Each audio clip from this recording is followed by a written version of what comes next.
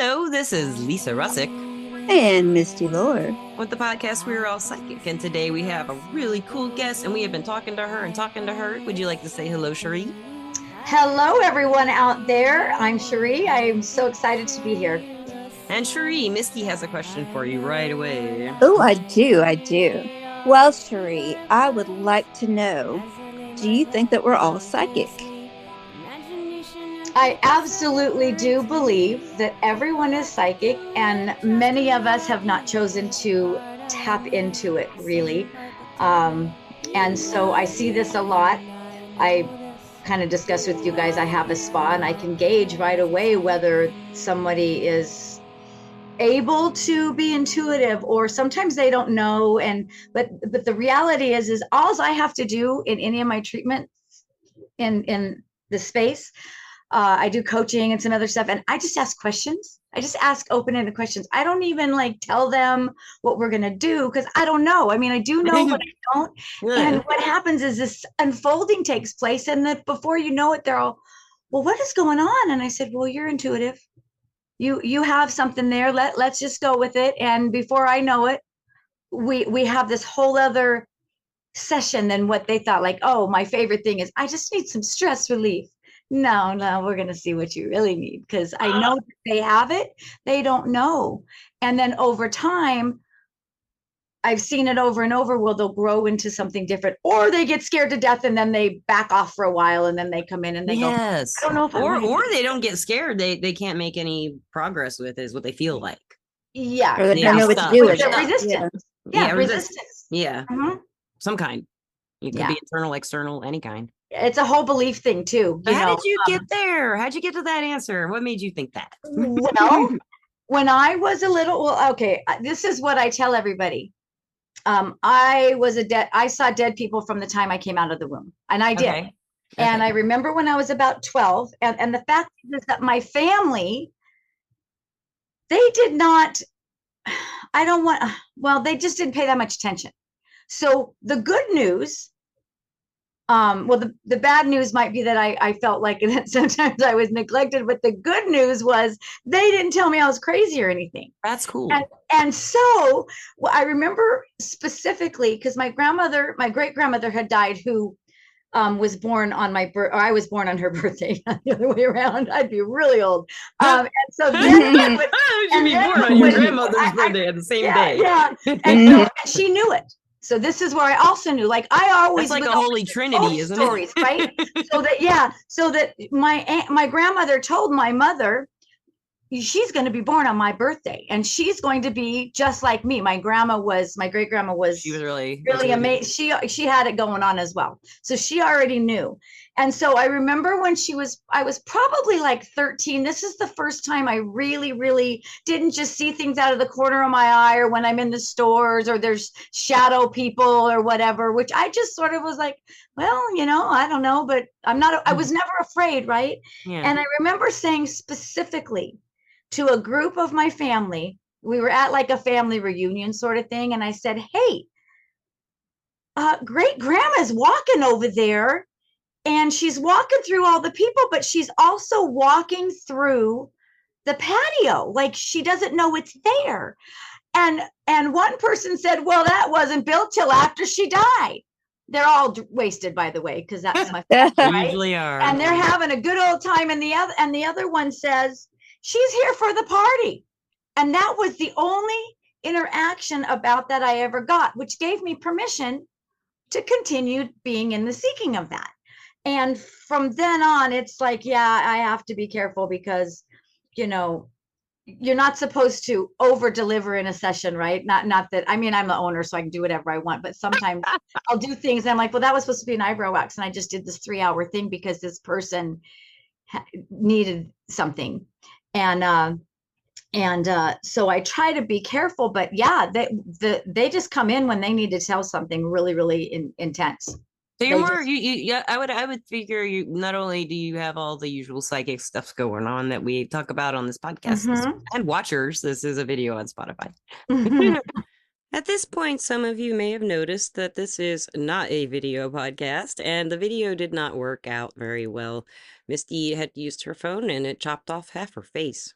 and her both halves of her face are beautiful, but it was just her forehead and eyes and part of her nose. I didn't think it'd be too cool.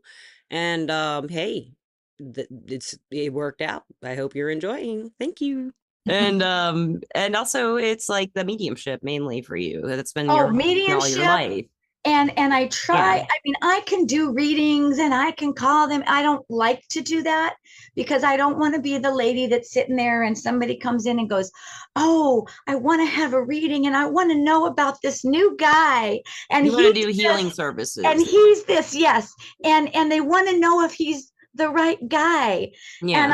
And I'm doing the cards and I'm going, "Oh, he's the right guy," because they all are. This guy's going to give you 100 lessons. This one over here might give you 2 and you could have a really good life. They're both going to work for you, right? And so I don't like you have a different like kind of perspective than the general population of dating, of women dating, you know, or men dating, you know. Well, it's funny. Yeah. So I'm like, well, this guy's probably going to be this over here and this over here or whatever. Yeah. So I don't, I use that kind of stuff in my treatment room. But, yeah, you would rather you'd rather do the healing modalities. It's really it's on an as need, and sometimes I try to check in, you know, okay, are you with this person? Are you just passing through? Because if you're passing through, keep on going, because we have a portal right outside this place out here. And I go, the portal's over there, you'll see the light. But I get people that come over here all the time. Just because they're this portal thing, I guess. It's just wild. I don't know. Might be you. And it could be me.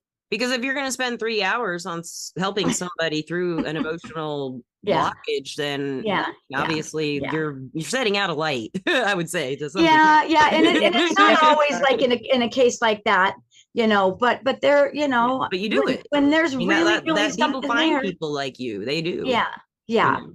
Yeah. So anyway, but that was the long answer of. I love that long. We love that. How I started, but then long conversation. Yeah, that is a whole thing of it, just into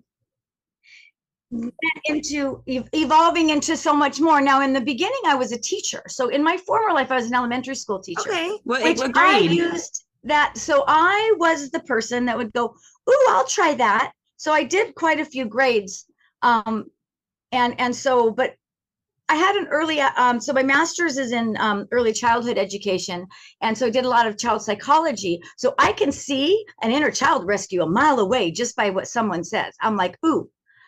And then when I ask the questions and then I can almost. What is an inner child rescue? I've never heard of it. Oh, so that's for somebody. Everybody needs at least about 10. Read this term. What is this term? So an inner child rescue is when you have something that's going on.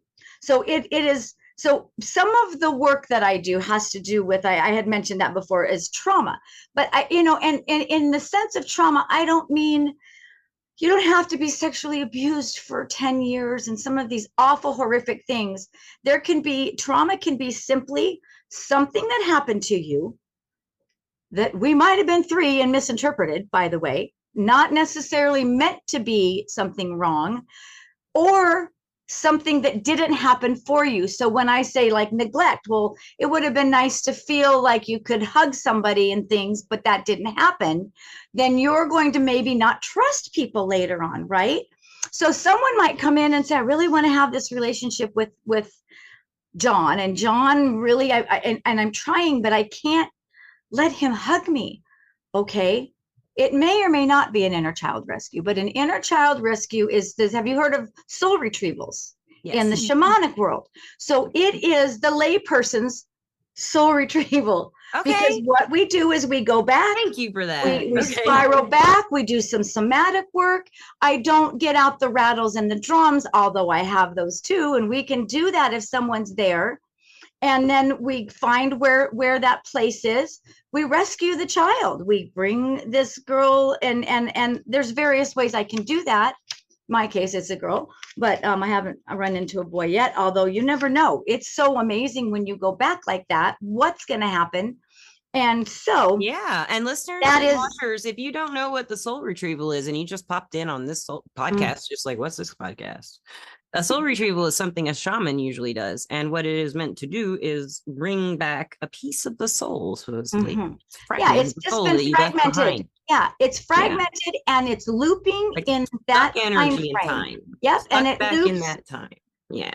because our brain holds those memories, and they're all over our body, of course, Yeah. They emotions are and things. our But guts. when you go back to that spot, that is still looping there, and clearing that and bringing that forward and integrating that piece of us into one whole again, then that helps us to move forward and also see what was actually happening there. Okay, And so Or can if you see what not, mine is? yeah. I'm curious. I'm really curious. I want to fix it. Can you see what mine? I mean, I think I know what mine is, but I'm not really sure. Like my inner childhood wound or well, let me tell damage you a or little bit trauma. about inner child rescues. I have a room. I said a safe space. Okay. Now I'm probably not typical, but I have newborn coming out of the womb. I have a 2-year-old. I have a 4-year-old. I have a 5-year-old. I have a 6-year-old. I have an 8-year-old. I have a 12-year-old, and I have a 17-year-old in this same place. Now they work together to help each other, and which was just something that happened in my sessions. And it's because there were pieces of my life in every one of those situations that I needed cleared. Okay. Which is a lot, right? That is, yeah. So even when we go back and take a look at an inner child rescue, sometimes it ends up not being an inner child rescue.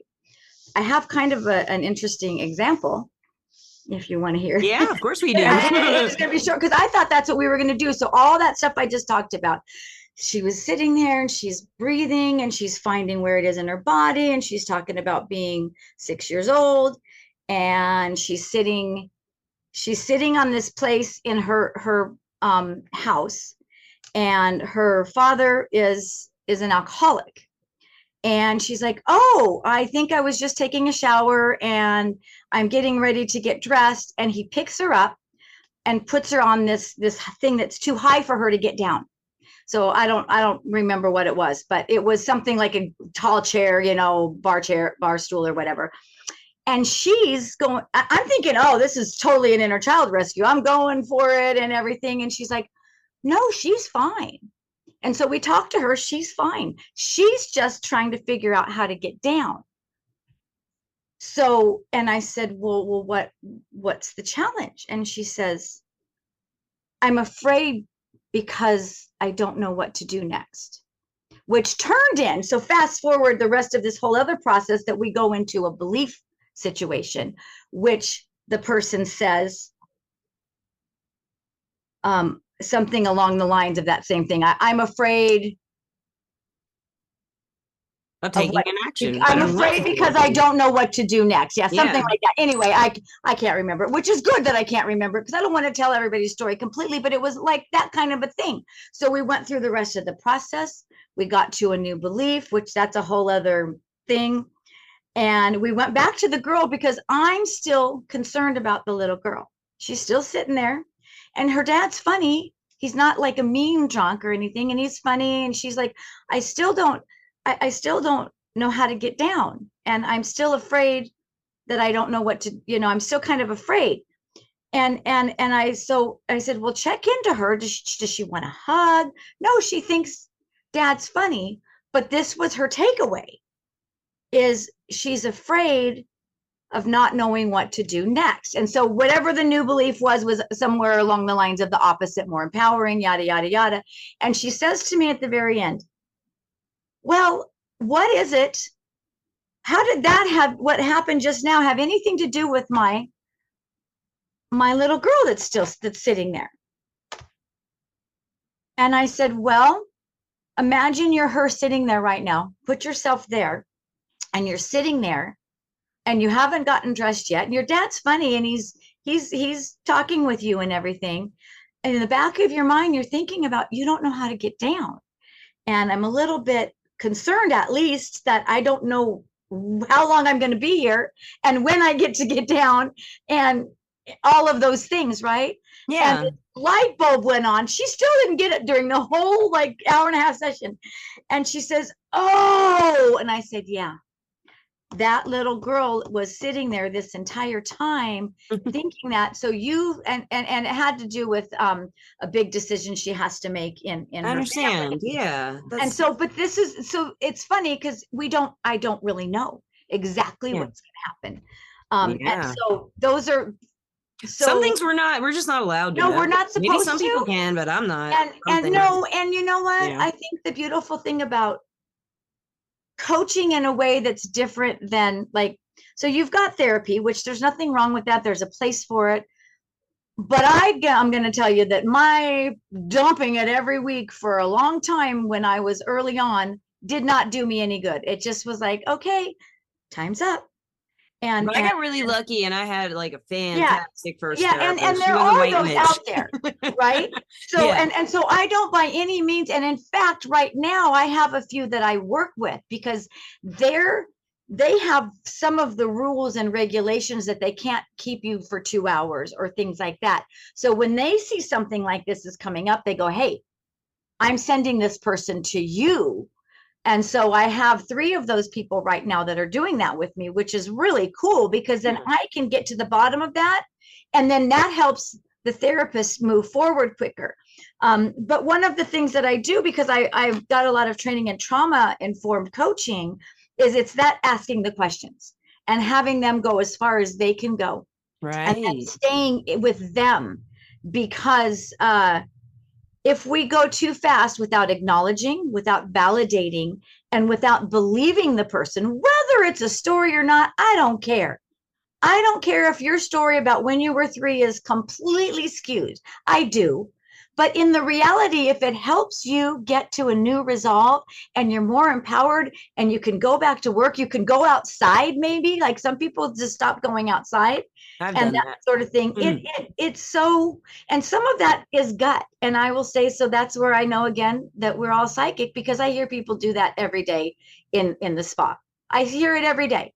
They'll say something and I go, oh, well, why do you think that? I don't know. I just do. Well, they don't think that means that they just know, and sometimes maybe, but they'll go, I don't know. I have a feeling that XYZ is going to happen. And then kind of defensive in your tone there's a little touch of defensive,ness, not yours. Yeah. Because they go, well, and so, so anyway, I don't know if I've got. I have a question. People are like that though. People do get a little defensive sometimes. They do when they get their intuition because they're like, if I say this. What were you about to say, Misty? I have a question. Okay. So you've got all this background in elementary school education with children, and you've got all this stuff with, opening up with people trying to get to their, inner child and find out what their trauma is. So my question is, and I really want to know, how do you get a child at that age, like 6 or 7, to open up about, stuff like that so it doesn't traumatize them later? What's your opinion? Really good question. That's a good question because I don't usually get to see the kids. I see them when they're a lot older. So, but okay. On that note, not a but, and because that's negating everything else. What happens? I have a 6-year-old granddaughter, so I can kind of tell you. Okay, good. And she has some things that have happened in her past. And what have you, not that, but she gets a little bit anxious and stuff. So here are some things that I've been doing to help her. And we'll talk about it. We'll talk about her biological mom. So my daughter met her dad and her husband now when Ava was, I'm not probably supposed to say the name, but the chances of anybody. I can crop it out if you want. No. It's funny because she is totally my granddaughter. I'm just gonna say, maybe not by blood, but that's by something spirit. people can Google. So yeah. And so, but the thing is, so she has some anxiety and stuff. So I've shown her some different things like just tapping. Right. Yeah, so I love we do this, and all this and whatever, but you can just do this. Yeah. I teach her to do this when she feels anxious. I teach her to do a trauma hold where this is my left side underneath and this, and you just.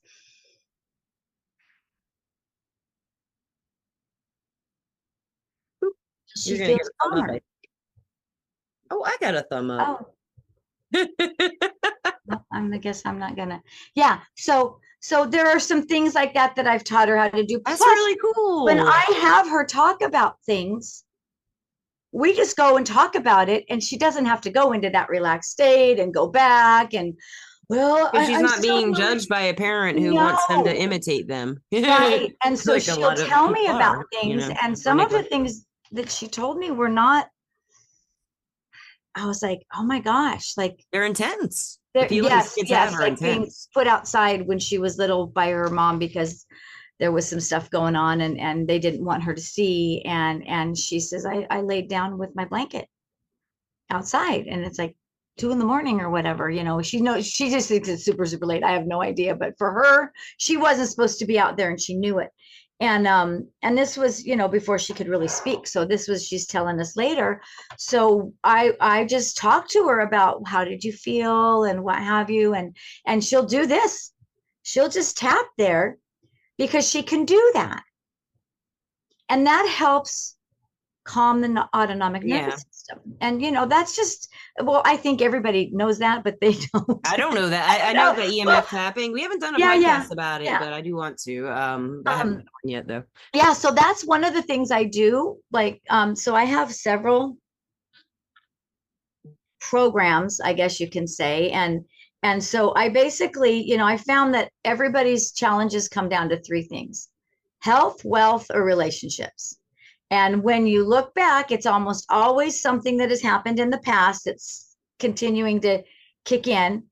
And we always have resistance in some way, maybe small or big. And the more we can get relaxed, the more we can get through to that other side. And that doesn't mean that it is fast. Sometimes it takes a few sessions, or, you know, I have years, maybe lifetimes, 6 months and year-long programs. Yeah. You know, and so some of it is EFT. And so I go back and find the earliest story with somebody, and then we find out, you know, if it's money, we look at the bank account, and I have a series of things that we do. And they don't have to tell me what's in or not in the account. But what's interesting is that I don't care if it's somebody that is very wealthy or somebody that's, you know, got negative everything in all of their account. They say the same basic things. Oh, I only have $1.5 million in this account. Oops. And I really should fill that back up to 2 million. Right. Because it's not enough, because of what they learned from their wealth story. Yeah. Is that they're not enough. And no matter what, until we clear that not enough, the rest isn't going to do. Or people, have you ever met people that have a whole bunch of money and then they lose it all, and then a whole bunch of money and they lose it all, or their car breaks down all the time? Gamblers. They finally get, well, there's that. Yes. And then there's that. I know gamblers. Yeah. and so a lot of that has to do with it. And so it's so interconnected by really energy bodies. It's aligning the energy bodies. Yeah. So that's really what I do. I align the energy bodies to help people be physically, emotionally, mentally, and spiritually in alignment with their purpose, which could change. But the fact is we're joyful and content when we're doing what we want to do. But we have the woulda, shoulda, coulda. We want to people please. We want to do that because that is what I did that as a kid. Like, I joke, another thing I said besides changing is hard. Well, and you don't know. But so it's the science behind it is you come out of the womb and you go, hi, how can I help you? And everybody starts having you do stuff and you feel good about it, right? You're not getting the other things like the hugs and, oh, you know, whatever. So and this is just sort of my story, but, and then, so then I'm like, oh, the more I do stuff, the more everybody likes me. Oh, no, because they're mad at me if I don't do everything, right? As I get to be older and older as an adult. So all those things I learned as a kid is like very old software. If my mind is a computer, and when you turn around 25 and your frontal cortex develops 100% and you have this new upgraded hardware in your brain, I think everybody should come to me when they're 25 and reprogram their entire brain.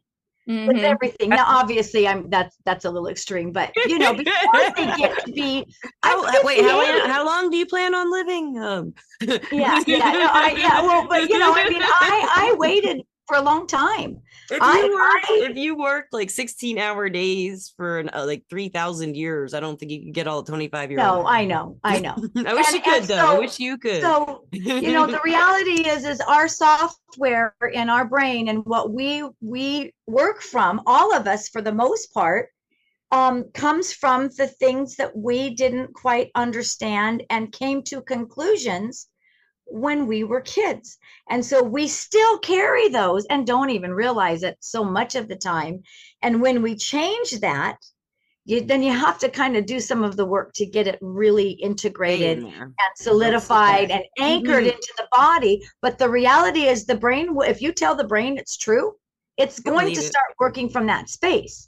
Yes. So the part that's hard to do sometimes for people is to go home and do the, I'll call it homework, but where you go and you visit your little girl every day and you hug her and you go, what are you doing today? Oh, well, I'd like to go see grandma and I'd like to go do this. And so then you bring where she can see her grandma anytime. My grandmother was very close to me. And so she is actually in with all of my little girls. Right. And actually I'm in her basement that goes out to her pool and her backyard, but it's the real one. Everybody else has to go to the fake one, and nobody gets to come in but my grandma. Oh, because they just weren't healthy for me. Yeah, as a general rule. Not that I don't love them, and not that but a lot of us have that.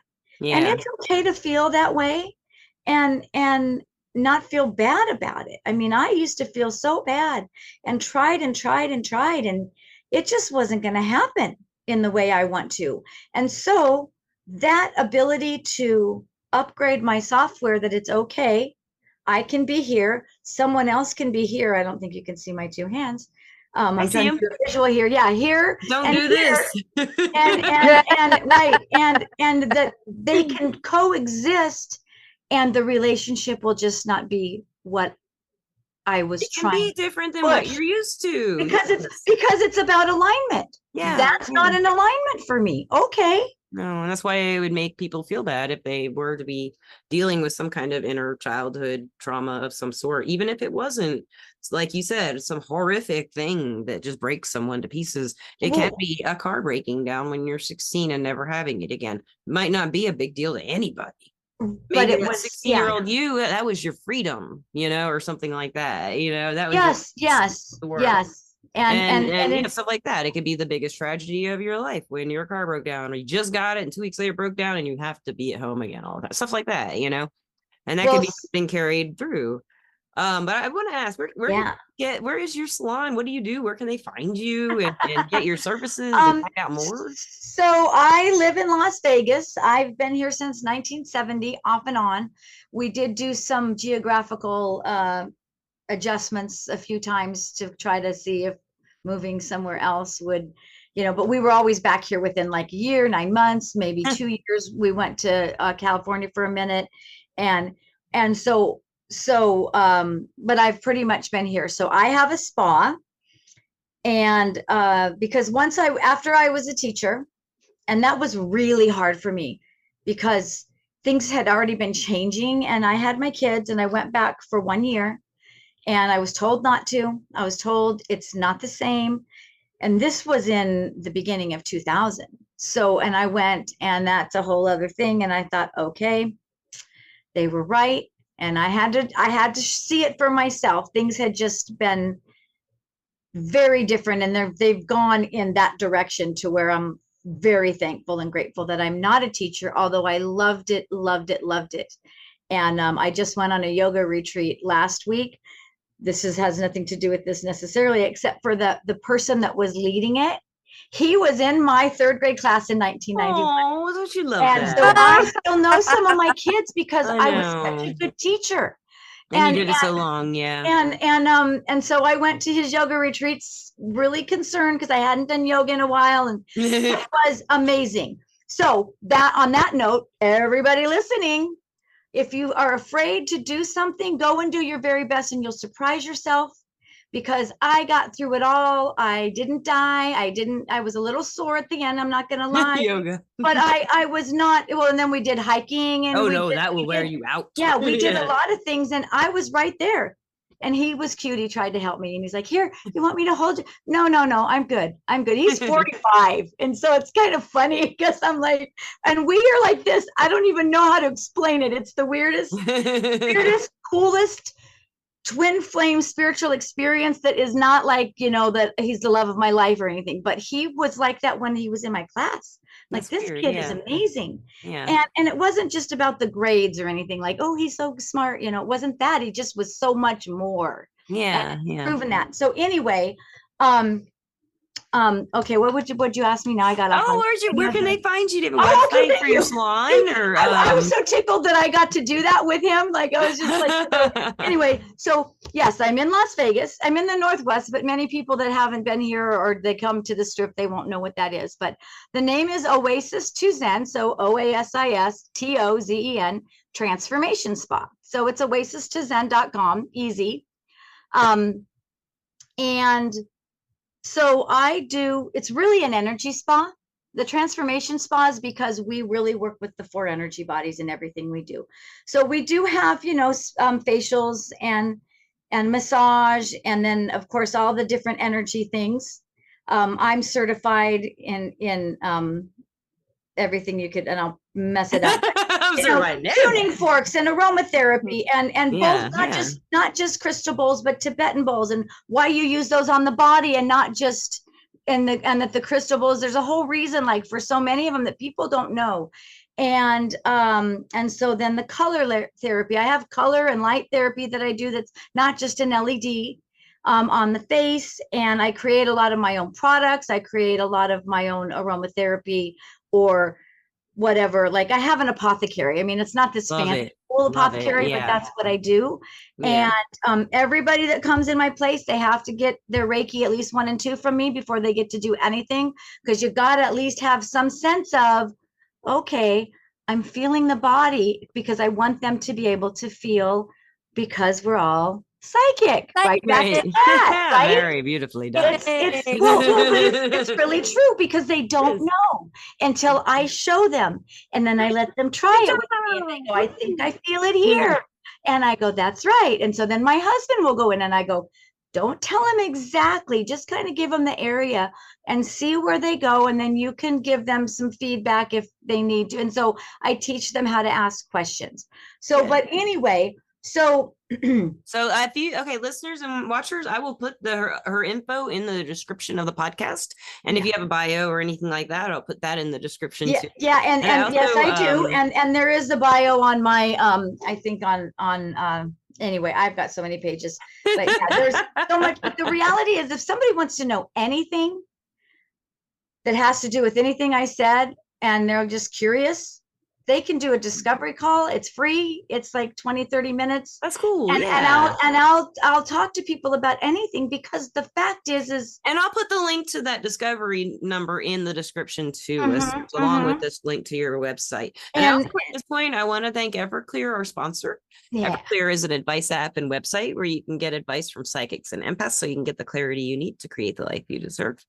And Missy, do you have any other last questions for Cheri, or do you have any advice for us, Cheri, about? Well, let's find out if Misty has a question first. Misty has a question. I'm asking you both, so you think about it. Go first. Who goes first goes first. I love the way that you incorporate the inner child into what's happening with them in their everyday lives, because I really think that's where it starts. Most of our trauma does start when we're children, and it does carry on with us whether we like it or not, and we have to deal with it. So I really, really like the way that you teach us. Yeah. I like it. I do too. Yes. Thank you. Yeah. And it doesn't have to be. Any advice for like being open to having your energy shifted? Like having your mind just kind of go, well, maybe I could let that happen and see what happens. Now, I've given Reiki to people who will not feel it. They just will not. I don't know if they are or not. I feel like they're feeling it, but they're like, I don't feel anything. and I've given Reiki to people. I don't feel anything, and they say they feel something. So I don't know how Reiki works exactly. I mean, I should. No so I have a question for you. Yeah. Do they feel better? Do they seem like they feel better? I've done mainly distance Reiki, so I don't know.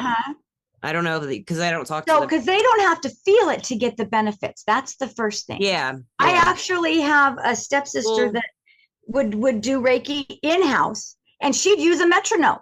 Okay, so that would be your advice then, to realize that if you do get energy shifts, energy healing event, a shifting of any kind, you might not notice the changes until as it gradually adjusts. Is that right? And the more we talk about things in the positive, I'm actually going to be doing a spring some sort of retreat, and I was just talking to my cohort she used to live here. We didn't do anything for 2 decades, and now she's moved to Idaho, and we're going to do something here in the spring.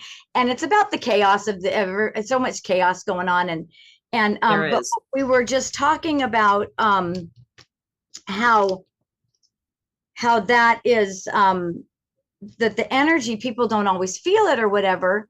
And that we were talking about okay, so we need to get people to this place of knowing that there's something happening, and you look at the outcomes, just like if you're doing business copywriting and stuff. What's the outcome? And are you looking at it in a positive way? So one of the things we're going to do in our thing, whatever we call it, I don't even know yet, but it's a retreat of some kind, that, okay, people talk to each other or write down what's going on in your mind right now, right? Write 5 things. And it's going to be something fun, I shouldn't have worn this outfit, or I shouldn't because our heads just say stuff, usually, not always. And then we're going to talk to people about, get with your partner and then shift that to something positive, so they get used to flipping the script. I shouldn't have wore this outfit. I wanted to wear this outfit because this is pretty to me today. And I don't care if it doesn't not fit lying to yourself if you know you're doing it. Right. And why you're doing it. and then when there is a challenge that you can't fix, then you go and you do something else. One of the things about Oasis, by the way, some of the distance Reiki, you just reminded me, I can do a lot of my sessions online. So I have a place for virtual appointments. Yeah, if anybody is just curious about some of this. This was just a sampling of, I am a teacher at heart. I do education constantly. I'm always finding new things. I can't help myself. Well, listeners and watchers, that means she wants you to write her emails and ask questions. So that's your homework, Cheri. Yeah. And with that, I want to thank you so much for coming on the podcast. I'm really glad you did. It was really fun. Yeah. And Misty, thank you. I'm quiet and shy, but you are. It was hard to pull anything out of you. And sometimes I struggled a little. Yeah. Misty struggled. We were quiet because the whole podcast is just silence. It's really uncomfortable. Really, you're a great talker. You are a great educator, and you speak really abstractly about abstract things, but also in a way that anybody can really grasp, because you give a lot of examples, which is helpful. Yeah. Everybody learns differently, and that as a teacher. So thank you so much again, and listeners, watchers, we love you. We do. We love you, love you, love you. And have a wonderful day, night, morning, afternoon, whatever the time of day is there. 4 a.m. I said 3 a.m. is an often time I'm awake, so maybe I'll be listening to this podcast at the same time you are, listener. And have a good day. Peace out. Bye. Bye.